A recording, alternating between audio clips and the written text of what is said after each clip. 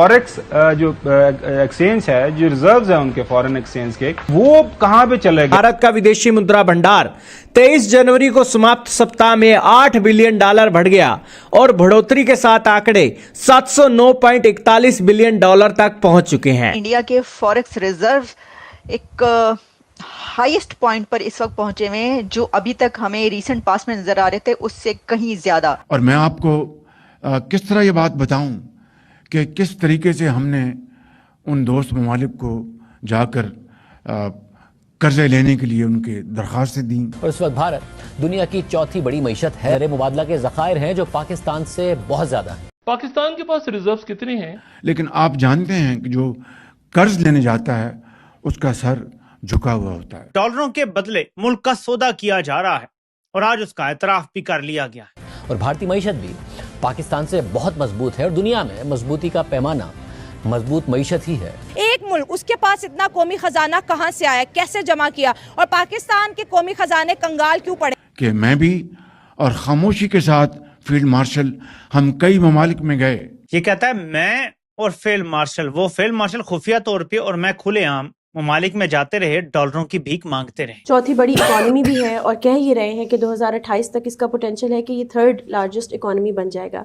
इतना बड़ा मुल्क ये कह रहा है कि डॉलर लिए, फिर ऐसी ख्वाहिश आई जिन मुल्कों से हमने डॉलर लिए कि हमारे पास कोई जवाब ही नहीं है वो पूरा करने का, लेकिन आपको करनी पड़ती है। और शहबाज शरीफ और फील्ड मार्शल दोनों दुनिया में कहां। नमस्ते दोस्तों, GS जोन बिस्वानी में आपका स्वागत है।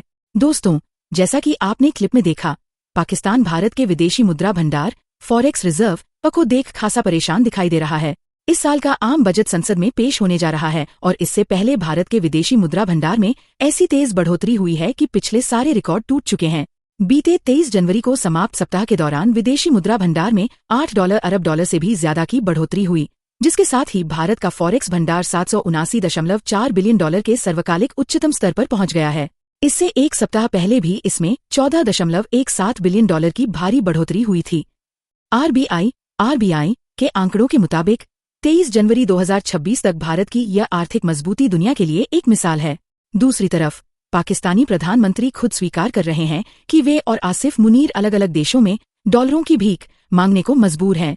उन्होंने साफ किया कि जब आप मदद मांगते हैं तो आपको दूसरे देशों की बातें माननी पड़ती हैं और अपनी नीतियों के साथ समझौता कॉम्प्रोमाइज करना पड़ता है। खुद से डिसाइफर करें इसको, फिर मैं आपको बताता हूँ। मैं यहाँ पर बगैर किसी लगी लपटी के आपको बताना चाहता हूँ कि मैं भी और खामोशी के साथ फील्ड मार्शल। क्या समझ आया आपको? गौर किया आपने? ये कहता है मैं और फील्ड मार्शल, वो फील्ड मार्शल खुफिया तौर पे और मैं खुलेआम ममालिक में जाते रहे, डॉलरों की भीख मांगते रहे। ठीक है, लेकिन जब आप डॉलरों की भीख मांगते हैं तो फिर आपको दूसरे ममालिक की कुछ बातें माननी पड़ती हैं, कंप्रोमाइज करना पड़ता है, और फिर ऐसी भी ख्वाहिशें आ जाती हैं। जरा सुन लें, आपको पता चलेगा। ये एतराफ है कि हमने मुल्क का सौदा डॉलरों के लिए कर दिया है। मेरे पाकिस्तानियों, आपने गौर से ये वाला पार्ट सुनना है। मैं 20 सेकंड के बाद चला रहा हूं, सिर्फ 19 सेकंड की मजीद वीडियो है। तो अपने इज्जत नफ्स के ऊपर वो उसकी कीमत उसको चुकानी पड़ती है, कॉम्प्रोमाइज करना पड़ता है। कंप्रोमाइज करना पड़ता है। आगे चले। बाद में कोई ऐसा कहीं से ख्वाहिश आ जाए तो बाद में ऐसा कहीं से कोई ख्वाहिश आ जाए, जिनसे डॉलर लिए हुए हैं, बाद में उनकी ऐसा कोई ख्वाहिश आ जाए, सुने, उस ख्वाहिश को वो कितनी भी वो उसको इम्प्लीमेंट करने का कोई जवाब ना हो, आप उसका बोझ लेते हैं। ऐसी ख्वाहिश आ जाए जिसको इम्प्लीमेंट करने का कोई जवाब भी ना हो, फिर भी आप वो करते हैं। ऐसा क्या हुआ है अभी? जरा सोचे ना, ऐसा क्या अभी हालिया दौर में हुआ है जिसको इम्प्लीमेंट करने का कोई जवाब नहीं है, लेकिन हम कर रहे हैं? बोर्ड ऑफ पीस और गजा में फौजें भेजना। कोई तीसरी चीज समझ आती है जिसका कोई जवाब ना और की जा रही हो? समझ रहे हैं? इमरान खान के हवाले से भी आप इसी को ऐड कर सकते हैं कि जी बाहर से ही दबाव है, ये कहानी डालने की कोशिश। लेकिन जैसा मैं कहता हूं, अब ये पूरा बयान मैं चाहता हूं कि फौज के तमाम लोग सुने, आसिम मुनीर को छोड़ के बाकी सब सुने, कि जो बात मैं कहता हूं कि ये शख्स कंप्रोमाइज तरीन हो गया है और इससे अब हर काम करवाया जाएगा। क्या आबरदली के मुंह से यही बात नहीं निकल आई कि हमसे हर काम करवाया जा रहा है? जरा फौजी सुने आप। ये इल्म है।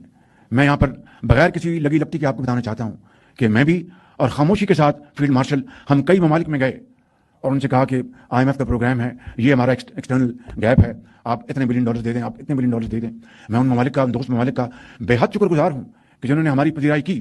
لیکن آپ جانتے ہیں کہ جب کوئی کسی سے مانگنے جاتا ہے تو اپنی عزت نفس کے اوپر وہ اس کی قیمت اس کو چکانی پڑتی ہے, کمپرومائز کرنا پڑتا ہے. اور پھر بعد میں کوئی ایسا کہیں سے خواہش آ جائے تو اس خواہش کو وہ کتنی بھی وہ اس کو امپلیمنٹ کرنے کا کوئی جواز نہ ہو, آپ اس کا بوجھ لیتے ہیں. تو میں سمجھتا ہوں کہ یہ وہ حالات ہیں جن. ہاں جی, ایسی خواہش آ گئی ہے جس کو امپلیمنٹ کرنے کا کوئی جواز بھی نہیں ہے. یہ نہیں کہہ رہے کہ ہم پاکستان کے مفادات کا تحفظ کر رہے ہیں, یہ کہہ رہا ہے کہ ڈالر لیے, پھر ایسی خواہش آئی جن ملکوں سے ہم نے ڈالر لیے کہ ہمارے پاس کوئی جواز ہی نہیں ہے وہ پورا کرنے کا, لیکن آپ کو کرنی پڑتی ہے. اب میرا فوجیوں سے سوال ہے کہ یہ شخص اتنا کمپرومائز ہو چکا ہے, اس کا لاہوا اردلی اتنا کمپرومائز ہو چکا ہے کہ بیرونی خواہشیں جو آتی ہیں یہ انکار نہیں کر سکتے. یہ میں نہیں کہہ رہا, دیکھیں میں تو تنقید کرتا ہوں نا, میں تو ان کا کرٹک ہوں بہت بڑا. اب یہ اپنے منہ سے کہہ رہے ہیں. فوجیوں کو یہ سوچنا ہے, تمام فوجیوں کو یہ سوچنا ہے کہ آپ کا باس اتنا کمپرومائز ہو چکا ہے کہ اب بیرونی خواہشیں جو آتی ہیں, ایسی خواہشیں, کوئی عام بات نہیں کہ چلیں پاکستان تھوڑا بہت کمپرومائز کر لے, ایسی خواہشیں جن پہ عمل درآمد کا کوئی جواز بھی نہیں ہے. چلو اسرائیل کو تسلیم کریں گے تو وہ بھارت سے مل کے ہمارے اوپر حملہ نہیں کرے گا دوبارہ. یہ کہہ رہا ہے ایسی خواہش آئی ہے اس کا کوئی جواز ہی نہیں بنتا, لیکن ہمیں پوری کرنی پڑ رہی ہے. کہ شرمندگی عالم سے دنیا سے. تو یہ اب جنرل باجوہ کو دیکھ لیں, آج کل چوری چھپے چوروں کی طرح منہ چھپاتے ہوئے یورپ کے ممالک میں, اور وہاں گمنام قسم کے چھوٹے چھوٹے ریسٹورنٹس میں خفیہ انداز میں کھانا کھا کے بھاگنا پڑتا ہے. یہ خواجہ آصف کی میں ایک ویڈیو دیکھ رہا تھا ابھی, باہر جانے پر لوگ اس کے منہ پر وہ باتیں کہہ رہے تھے جو یہاں الفاظ دہرائے نہیں جا سکتی, جو فرانس میں جنرل باجوہ کو سنائی گئی. تو یہ طاقت, ابھی تو طاقت میں یہ حال ہے. ذرا سوچیں کہ جب یہ طاقت سے نکلیں گے تو لوگ ان کا کیا حال کریں گے. دیکھیں اس صورتحال میں یہ کس لیول پر گرے ہیں. میں آپ کو ابھی یہ شہباز شریف کی تقریر کا بتاتا ہوں, بڑی اہم. آج جو اس نے شہباز شریف نے باتیں کی ہیں, اس میں سب سے اہم نقطہ تھا کہ دنیا کے مختلف ممالک کے خفیہ دورے کیے ہیں, بتا نہیں سکتے, اور 7 فیلڈ مارشل بھی. کس کا ذکر کر رہے ہیں؟